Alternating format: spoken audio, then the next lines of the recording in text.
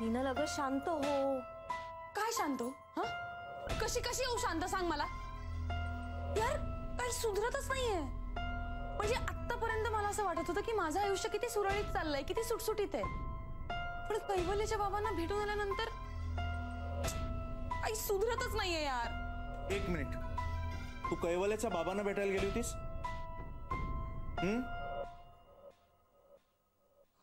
हो ते एक मिनिट, मी याचं गिल्ट का घेते? हो मी गेले होते त्यांना भेटायला. हा मी त्यांना भेटायला गेले होते. काय म्हणणं आहे? एक मिनिट, चिडू नकोस. माझं काही म्हणणं नाहीये. तू भेटायला गेली होतीस म्हणून फक्त विचारत होतो की काय म्हणाले ते. अच्छा, म्हणजे एकीकडे म्हणायचं की काहीच म्हणणं नाहीये आणि दुसरीकडे काय झालं कसं झालं सगळी इन्फॉर्मेशन पाहिजे. काय यार, का असं करता तुम्ही? का सगळे कन्फ्यूज करताय मला? शी बाबा. सगळे म्हणजे? सगळे म्हणजे तू आणि कैवल्याचे बाबा. आता कैवल्याच्या बाबांनी काय कन्फ्यूज केलं तुला? काय सांगू यार आता तुला. मी गेले मोठी त्यांना उत्साहाने सांगायला आणि माझीच शाळा केली राव. मला म्हणे की कैवल्य आमचा एकुलता एक मुलगा आहे, मग आमच्या एकुलत्या एक मुलाकडनं आम्ही ही अशी अपेक्षा करणं चुकीचं आहे का वगैरे वगैरे. आणि तुला हे सगळं पटलं? नाही. शी बाबा, आता तूच सांग मला, आई वडिलांच्या अशा प्रश्नांची उत्तरं असतात का आपल्याकडे? नसतं. बरोबर आहे.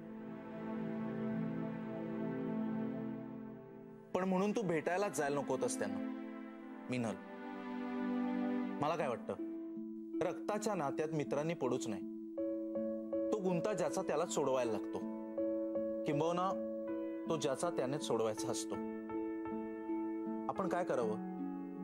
आपण फक्त अवेलेबल राहावं. अगदी काही प्रॉब्लेम झालाच तर मित्र म्हणून, आधार म्हणून. आणि आता आपण कोणाचा आधार व्हायचं म्हणजे आपण स्वतः स्टेबल नको का? So chill, come on. यार चिल कसं काय? सुजय, कालपर्यंत मला राग येत होता कैवल्याचा, तो आमच्या रूम मध्ये येऊन सिंथेसायझर वाजवतोय म्हणून. पण आज आय मिस इट यार. सुजय, आपण त्याला याच्यातनं बाहेर काढायलाच पाहिजे. करेक्ट बोललीस. नाहीतर आपलं घरच नाही तर अख्खं जग एका मोठ्या कलाकाराला मुकेल.